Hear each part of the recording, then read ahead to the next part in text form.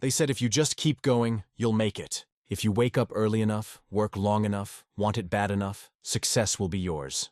So you start. You push harder than you ever thought possible. You cut out distractions, friends, rest, even joy, because you tell yourself, this is the price.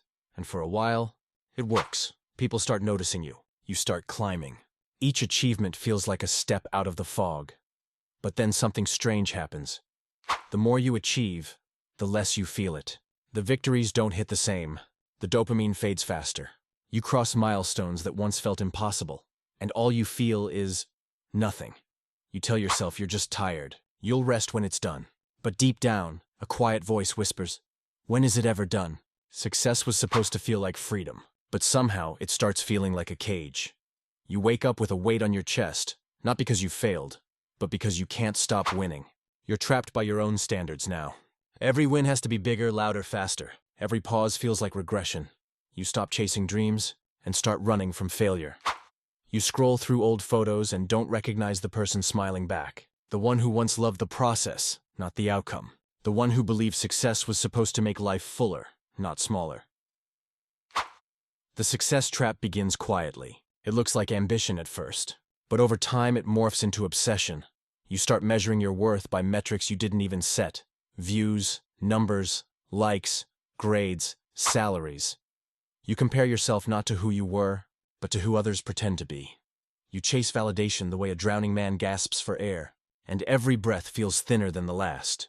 You start telling yourself stories. If I just reach that next level, I'll finally relax. If I just make enough, I'll finally feel secure. But you never do, because the finish line keeps moving, and that's the cruel part. No one warns you that success can be just as addictive as failure. Failure hurts, yes, but at least it's honest. Success deceives you. It makes you believe you're in control while it quietly owns you. It feeds your ego while starving your soul. You start becoming a stranger to yourself. You're not living, you're performing. Not achieving, you're maintaining. You've built a life that looks impressive, but feels hollow. There's a story about a man who spent 20 years climbing a mountain. Every day he sacrificed time, health, peace to reach the summit. When he finally stood at the top, breathless, victorious, he looked around and realized he had climbed the wrong mountain. He saw other peaks, smaller, quieter, hidden in the mist that led somewhere deeper, not higher. But now he was too tired to start over. That's the success trap. You get so focused on getting there that you forget to ask why there. We grow up in a world that sells achievement like oxygen. Grades, trophies, promotions, milestones, everything is a scoreboard. And from childhood, we're trained to chase gold stars, not genuine peace.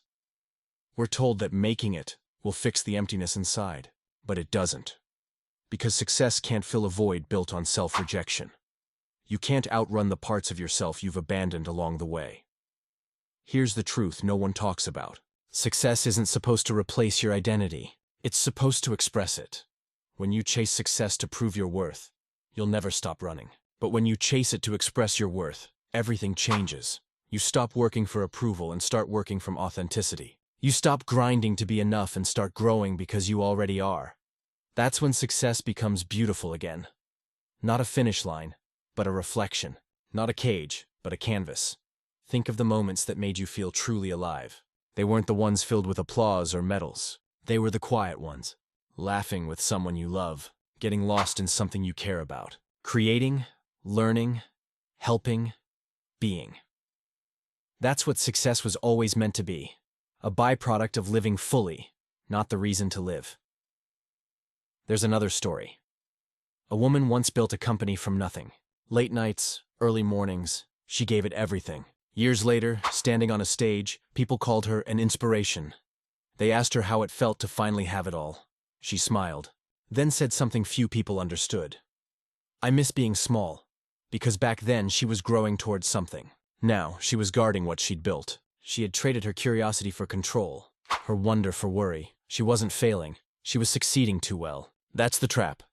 Maybe success isn't about adding more, but remembering what matters.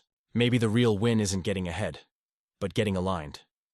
Because when your definition of success is borrowed from someone else, it will never fit your soul. You'll always feel like you're wearing shoes 2 sizes too small. But when you define it for yourself, quietly, honestly, without the noise, everything slows down. The chase ends. The peace begins. So here's the paradox. You stop being a slave to success the moment you stop needing it. You stop chasing validation the moment you validate yourself. Success loses its grip when you finally look in the mirror and say, I'm already enough. Everything else is just expression. Because in the end, the real trap isn't success. It's forgetting why you wanted it in the first place. And the real freedom? It's not found at the top of the mountain. It's found when you have the courage to climb down and start walking your own path. When you walk away from the noise, it's terrifying at first. Because silence feels like failure when your worth has been measured by applause. You check your phone less. You stop announcing every win. And for the first time in years, you hear something new. Your own voice. It's shaky at first, doubtful, unsure, but real. You start to remember who you were before you were someone. Before the brand, the resume, the expectations, before you learn to perform success instead of experience life. And that's when something remarkable happens. You begin to succeed again, quietly, deeply, differently. Not in ways that trend or sparkle, but in ways that feel true. You start reading books because they move you, not because they'll make you smarter. You start working on ideas that scare you, not ones that guarantee praise. You begin choosing people who bring peace, not potential. And slowly, success becomes lighter. It starts serving you instead of enslaving you. You realize you don't need to conquer the world. You just need to understand your place in it. People might look at you and think you've slowed down, that you've lost your edge. But you'll know the truth. You haven't slowed down. You've stopped running in circles. Because once you've seen the trap, you can't unsee it. You can't go back to chasing ghosts of approval. You start building something real. Your own definition of success. It might not look like the world's version. It might not be loud, or shiny, or viral, but it will be yours. And that makes all the difference. The trap was never success itself. It was the illusion that success was somewhere else, somewhere above, beyond. In the next achievement, the next number, the next validation. But it was never out there. It was always here. In the simple act of doing something that matters. In the joy of becoming who you're meant to be. Not who the world expects you to be. There's a quiet kind of success most people never see. It doesn't shout. It doesn't need to. It's the peace of knowing you're living your truth, not someone else's highlight reel. It's the courage to wake up each day and still choose meaning over metrics, growth over glory, presence over performance, because one day, long after the noise fades and the applause dies, you'll look back and realize the real measure of success was never how far you went, but how deeply you lived while getting there. Maybe that's the part no one talks about. That success isn't a finish line. It's a mirror, and what you see in it depends on who you've become along the way. So take a breath. Look around. Ask yourself, not am I winning, but am I awake? Because the moment you choose to live instead of perform, to create instead of compare, to define instead of chase, that's the moment you escape the success trap, and that's the moment you truly succeed.